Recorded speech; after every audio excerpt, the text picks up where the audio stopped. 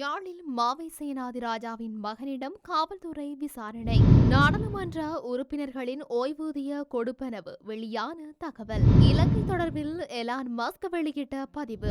Kobe திட்ட அறிமுக நிகழ்வு இன்று. குடிவரவு மற்றும் குடியகல்வு திணைக்களத்தின் முக்கிய அறிவிப்பு. சபையில் அனுர அரசாங்கத்திற்கு வழங்கப்பட்ட அறிவுரை. மனித உரிமைகள் பேரவையிலிருந்து விலகிய அமெரிக்கா. மகிழ்ச்சியில் திளைக்கும் இலங்கை. அரிசி விலையில் ஏற்பட்டுள்ள மாற்றம். அமெரிக்க எல்லைக்குள் 10,000 துருப்புக்கள். மெக்சிகோவின் புதிய நகர்வு. கைவிலங்குகளுடன் நாடு கடத்தப்பட்ட இந்தியர்கள். அமெரிக்காவின் அடுத்த நகர்வு. மறைந்த இலங்கை தமிழரசு கட்சியின் மூத்த தலைவரான மாவை சேனாதிராஜாவின் வீட்டில் யாழ் KKS காவல்துறையினர் விசாரணை நடத்தியுள்ளனர். அந்த பதாகையை காட்சிப்படுத்தியது யார் மற்றும் அதன் பின்னணி என்ன என்பவை தொடர்பில் மாவை சேனாதிராஜாவின் குடும்பத்தினரிடம் விசாரணை நடத்தப்பட்டுள்ளது. குறித்த விடயத்தை அவரது மகன் கலையமுதன் சேனாதிராஜா தெரிவித்துள்ளதாக பத்திரிகை செய்தி வெளியிட்டுள்ளது. அவர் மேலும் கருத்து தெரிவிக்கையில், அரசடி சந்தையிலும் ஒரு பதாகை கட்டப்பட்டிருந்தது மற்றும் உடல் தகனம் செய்யப்பட்ட இடத்தில் ஒரு பதாகை கட்டப்பட்டிருந்தது. இரண்டையும் நானே எமது ஆதரவாளர்களூடாக அப்புறப்படுத்தினேன் என கலையமுதன் சேனாதிராஜா குறிப்பிட்டுள்ளார்.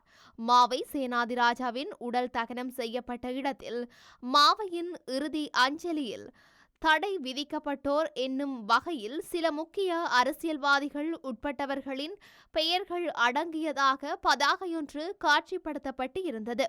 குறித்த பதாகையில் முன்னாள் நாடாளுமன்ற உறுப்பினர் MA சுமந்திரன், சாணக்கியன், பதில் பொதுச் செயலாளர் சத்தியலிங்கம், பதில் தலைவர் சிவஞானம் மற்றும் நாடாளுமன்ற உறுப்பினர் துரைராசா ரவிகரன் உள்ளிட்ட மேலும் சிலரின் பெயர்கள் குறிப்பிடப்பட்டிருந்தன. மேலும் காட்சிப்படுத்தப்பட்ட அந்த பதாகையில் மாவையின் மரணத்திற்கு காரணமான தமிழினத்தின் தமிழரசு துரோகிகள் என்று சுட்டிக்காட்டப்பட்டிருந்தது குறிப்பிடத்தக்கது. நாடாளுமன்ற உறுப்பினர்களின் ஓய்வூதிய கொடுப்பனவு முறைமையை ரத்து செய்வது தொடர்பான பிரேரணையொன்று முன்வைக்கப்படவுள்ளது. குறித்த பிரேரணையானது இன்றைய தினம் நாடாளுமன்றத்தில் முன்வைக்கப்படவுள்ளது. தனிநபர் பிரேரணையாக இந்த யோசனையை நாடாளுமன்ற உறுப்பினர் ரவி கருணாயக்க முன்வைக்கின்றார். நாடாளுமன்ற உறுப்பினர்கள் தமது உத்தியோகபூர்வ பதவிக்காலம் நிறைவடைந்த பின்னர் ஓய்வூதிய கொடுப்பனவை பெற்றுக்கொள்ளும் நடவடிக்கைக்கு நாட்டின் வாக்காளர்கள் எதிர்ப்பினை வெளியிடுகின்றனர். இதனை கருத்தில் கொண்டு இந்த பிரேரணை முன்வைக்கப்படவுள்ளதாக நாடாளுமன்ற தொடர்பாடல் திணைக்களம் தெரிவித்துள்ளது. உலகின் மிகப்பெரிய பணக்காரரான எலான் மஸ்க் இலங்கை தொடர்பில் தனது எக்ஸ் கணக்கில் பதிவு ஒன்றை வெளியிட்டுள்ளார். இலங்கையில் உள்ள பத்திரிகையாளர்களுக்கு செய்திகளை வெளியிடும் போது பாலின நடுநிலை சொற்களஞ்சியத்தை கற்பிப்பதற்கான ஒரு அபத்தமான திட்டத்திற்காக சர்வதேச மேம்பாட்டுக்கான அமெரிக்க நிறுவனம் அமெரிக்க வரி செலுத்துவோரின் 7.9 மில்லியன் டாலர் பணத்தை செலவிட்டுள்ளதாக அவர் குறிப்பிட்டுள்ளார். சர்வதேச வளர்ச்சிக்கான அமெரிக்க நிறுவனம் பல அபத்தமான திட்டங்களுக்கு பணத்தை செலவிட்டுள்ளது. அல் கொய்தா பயங்கரவாத குழுவுடன் தொடர்புடைய ஒரு பயங்கரவாத குழுவிற்கு உணவு வழங்க 10 மில்லியன் டாலர்களும் எகிப்தில் சுற்றுலாத்துறையை ஆதரிக்க 6 மில்லியன் டாலர்களும் செலவிட்டுள்ளதாக அவர் குற்றம் சாட்டியுள்ளார். இந்த வழியில் தேவையற்ற செலவுகள் செய்யப்பட்ட பல திட்டங்கள் உள்ளன என அவர் சுட்டிக்காட்டியுள்ளார். பல தசாப்தங்களாக சர்வதேச மேம்பாட்டுக்கான அமெரிக்க நிறுவனத்தின் செலவினங்களை யாரும் கண்காணிக்கவில்லை. அமெரிக்க வரி செலுத்துவோரின் பணத்தை வீணாக்க அனுமதிக்க முடியாது என அவர் குறிப்பிட்டுள்ளார். இலங்கை உட்பட உலகளவில் அமெரிக்க சர்வதேச மேம்பாட்டு நிறுவனத்தால் பணியமர்த்தப்பட்ட அனைத்து ஒப்பந்த ஊழியர்களும் இன்றிரவு 11:59 மணி முதல் கட்டாய ஊதியத்துடன் கூடிய விடுப்பில் வைக்கப்பட வேண்டும். கட்டாய விடுப்பில் உள்ளவர்கள் 30 நாட்களுக்குள் அமெரிக்காவிற்கு திருப்பி அனுப்பப்பட வேண்டும் என ஜனாதிபதி டிரம்பின் நிர்வாகம் சமீபத்தில் உத்தரவிட்டமை குறிப்பிடத்தக்கது. அரசு சேவைகளை டிஜிட்டல் மயமாக்குவதற்கான ஆரம்ப நடவடிக்கையாக கோபே திட்டத்தை அறிமுகப்படுத்த அரசாங்கம் நடவடிக்கை எடுத்துள்ளது. இதன் பூர்வாங்க நிகழ்வு இன்று ஜனாதிபதி அனுரகுமார திசாநாயக்க தலைமையில் நடைபெறவுள்ளது.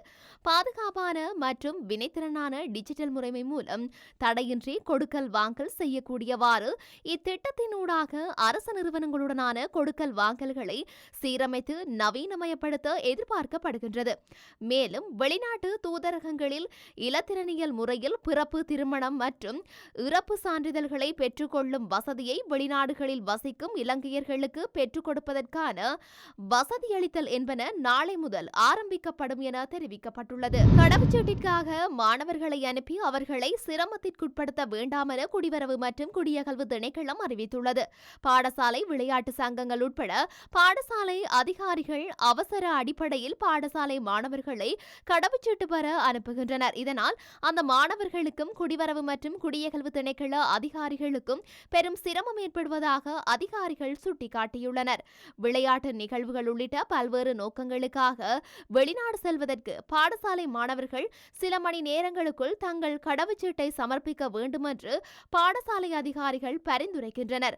அதன்படி அந்த மாணவர்கள் கடவுச்சீட்டு பெறுவதற்கு தேவையான அடிப்படை ஆவணங்கள் கூட இன்றி பத்திரமுள்ள குடிவரவு மற்றும் குடியகல்வு திணைக்கள தலைமையகத்திற்கு வருகை தருவதாக திணைக்கள அதிகாரிகள் தெரிவித்துள்ளனர். சில மாணவர்கள் அலுவலக நேரத்திற்கு பின்னர் அலுவலகத்திற்கு வந்து அழுது புலம்புவதாகவும் தெரிய வந்துள்ளது. இதுபோன்ற நேரங்களில் அதிகாரிகள் மிகவும் நெகிழ்ச்சியடைந்து சங்கடமானவர்களாக உள்ளதாக திணைக்களம் சுட்டிக்காட்டியுள்ளது.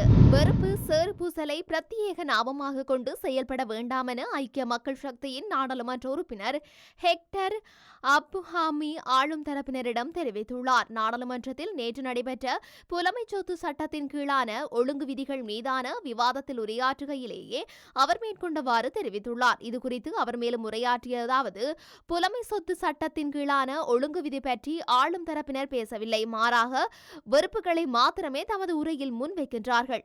முன்னாள் ஜனாதிபதி மஹிந்த ராஜபக்ச வசிக்கும் வீட்டை மீளப் பெறுவதையும் நாடாளுமன்ற உறுப்பினர்களின் உணவுகளின் விலையை அதிகரிப்பதையும் பற்றி பேசிக் கொண்டிருக்காமல் சட்டத்தை நடைமுறைப்படுத்துங்கள். ஏனெனில் கடந்த காலங்களில் போதுமான அளவு பேசி முடித்து விட்டீர்கள். ஆகவே வெறுப்பு சேறு பூசலை பிரத்யேக நாமமாக கொண்டு செயல்பட வேண்டாம். ஜனநாயகத்துக்கு எதிரான செயல்பாடுகளை அரசாங்கம் முன்னெடுக்கும் போது அதற்கு எதிராக ஒன்றிணைவது எதிர்க்கட்சிகளின் கடப்பாடாகும். எதிர்க்கட்சிகளின் உறுப்பினர்கள் எதிர்க்கட்சி தலைவருடன் பேச்சுவார்த்தையில் ஈடுபடாமல் ஆளும் தரப்பினருடனா பேச்சுவார்த்தையில் ஈடுபடுவது. இதேவேளை இலங்கையின் தேயிலை சீன நாட்டு தேயிலை உற்பத்தியாகவே சர்வதேச சந்தையில் விநியோகிக்கப்படுகின்றது. இலங்கையின் உற்பத்திகளின் பிரத்யேக நாமம் இல்லாதொழிக்கப்பட்டுள்ளன. ஆகவே இழக்கப்பட்டுள்ள உற்பத்தி நாமத்தை மீள பெற்றுக் கொள்வதற்கு விசேட திட்டங்கள் வகுக்கப்பட வேண்டும்.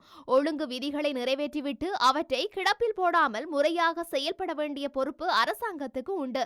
தேங்காய் உட்பட உபரி பயிற்சிகளை ஊக்குவிப்பதற்கு விசேட திட்டங்கள் வகுக்கப்பட வேண்டும். தேங்காய் பால் எடுக்க வேண்டாம், தேங்காய் சம்பல் செய்ய வேண்டாம் என்று குறிப்பிட்டுக் கொண்டிருக்காமல் தெங்கு பயிற்சிகையை மேம்படுத்த நடவடிக்கை எடுங்கள், நாங்கள் ஒத்துழைப்பு வழங்குகின்றோம் என கூறியுள்ளார். ஜனாதிபதியாக டொனால்ட் ட்ரம்ப் பதவியேற்றதை தொடர்ந்து ஐக்கிய நாடுகள் மனித உரிமைகள் பேரவையில் இருந்து விலகுவதற்கான அமெரிக்காவின் தீர்மானம் இலங்கைக்கு மிகவும் நன்மை பயக்கும் என்று தகவல்கள் வெளியாகியுள்ளது. இந்த விடயத்தினை கலாநிதி பிரதீபா மகாநாமஹேவா தெரிவித்துள்ளார். அத்துடன் இம்மாதம் 24ஆம் தேதி ஆரம்பமாக உள்ள ஐக்கிய நாடுகள் மனித உரிமைகள் பேரவையின் 58வது அமர்வில் இலங்கைக்கு எதிரான முந்தைய தீர்மானத்தை சவாலுக்கு உட்படுத்த முடியும் எனவும் அவர் மேலும் சுட்டிக்காட்டினார். இதுகுறித்து அவர் மேலும் தெரிவிக்கையில், ஒவ்வொரு சந்தர்ப்பத்திலும் இலங்கைக்கு எதிராக போர்க்குற்றங்களை சுமத்துவதும் கலப்பு நீதிமன்றத்தை நிறுவுவதற்கான திட்டங்களை தொடர்வதும் அமெரிக்காதான். மேற்கத்திய நாடுகள் இதற்கு ஆதரவு அளிக்கின்றன. அமெரிக்கா இதிலிருந்து விலகிக் கொண்டால் நமக்கு நல்ல வாய்ப்பு உள்ளது. நமது எதிர்கால மனித உரிமைகள் திட்டத்திற்கு இது நல்லதொரு ஆரம்பமாகும். தேசிய திட்டத்தை நாமே சொந்தமாக முன்வைக்க முடியும்.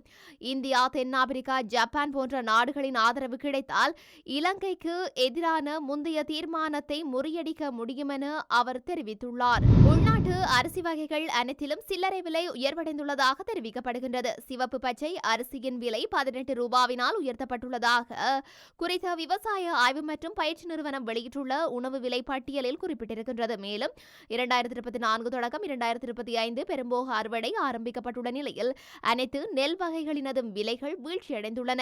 விநியோகம் குறைவடைந்துள்ள காரணத்தினால் நாடு அரிசியின் விலை 4 முதல் 5 வீதத்தினால் உயர்வடைந்துள்ளது. நாடு அரிசி 1 கிலோகிராம் 230 முதல் 240 ரூபாய் வரையில் விற்பனை செய்யப்படுவதாக தெரிவிக்கப்படுகின்றது. மேலும் சம்பா மற்றும் சிவப்பு பச்சை அரிசி வகைகளுக்கு சந்தையில் தட்டுப்பாட்டு நிலை நிலவி வருவதாக தெரிவிக்கப்படுகின்றது. கடந்த ஆண்டுடன் ஒப்பீடு செய்யும் போது போது நாடு அரிசியின் மொத்த விற்பனை விலை உயர்வடைந்துள்ளதாகவும் சிவப்பு அரிசியின் சில்லறை விலை அதிகரித்துள்ளதாகவும் தெரிவிக்கப்படுகின்றது. அமெரிக்காவுடனான எல்லை பிரச்சினைக்கு மத்தியில் 10,000 துருப்புக்களை எல்லைக்குள் அனுப்புவதாக மெக்சிகோ தீர்மானித்துள்ளது. இரண்டாவது முறையாக அமெரிக்க ஜனாதிபதியாக பொறுப்பேற்றதும் மெக்சிகோ, கனடா மற்றும் சீனா பொருட்களுக்கு அதிக வரி விதிக்கும் நடைமுறையை டொனால்ட் ட்ரம்ப் அறிவித்திருந்தார். இந்த நிலையில் மெக்சிகோ ஜனாதிபதி ஷின்ஃபாமுடன் அமெரிக்கா பேச்சுவார்த்தை நடத்தியிருந்தது. இதில் குறிப்பாக அமெரிக்கா மெக்சிகோ எல்லைக்கு 10,000 துருப்புக்களை அனுப்புவதாக மெக்சிகோ ஒப்புக்கொண்டது. இதைத் தொடர்ந்து தான் வரி விதிக்கும் நடைமுறையை 1 மாத காலத்திற்கு நிறுத்தி வைப்பதாக அமெரிக்க ட்ரம்ப் தெரிவித்திருந்தார். இந்த நிலையில் மெக்சிகோ வடக்கு எல்லைக்கு 10,000 துருப்புக்களை அனுப்ப தொடங்கியுள்ளது. ஆவணமின்றி அமெரிக்காவில் குடியேறிய இந்தியர்களை கைகால்கள் கட்டப்பட்ட நிலையில் அவர்களின் சொந்த நாட்டுக்கு அழைத்து வரப்பட்டமையானது பெரும் அதிர்வலைகளை தோற்றுவித்துள்ளது. டொனால்ட் ட்ரம்பின் உத்தரவுக்கு அமைய அமெரிக்காவானது தற்போது அந்த நாட்டில் சட்டவிரோதமாக குடியேறியவர்களை வெளியேற்றி வருகின்றது. குறிப்பாக இதில் ராணுவ விமானங்களை பயன்படுத்தி கவுதமாலா, ஈக்குவடார், பெரு, ஹோண்டுராஸ் நாடுகளுக்கு அவர்களை அமெரிக்கா அனுப்பி வருகின்றது. இதனையடுத்து அமெரிக்காவிலிருந்து முதற்கட்டமாக 104 இந்தியர்கள் அந்த நாட்டின் C-17 ராணுவ விமானம் மூலம் இந்தியாவுக்கு திருப்பி அனுப்பப்பட்டனர். அந்த விமானம் பஞ்சாப் மாநிலம் அமிர்தசரஸில் உள்ள குரு ராம்தாஸ் ஜி சர்வதேச விமான நிலையத்தில் நேற்று மதியம் தரையிறங்கியது. குறைவான கழிவறைகள் கொண்ட விமானத்தில் அமெரிக்காவின் டெக்சாஸ் மாநிலத்திலிருந்து இந்தியாவின் பஞ்சாப் மாநிலத்திற்கு வருவதற்கு சுமார் 20 மணி நேரம் பிடித்ததாக என கூறப்படுகின்றது.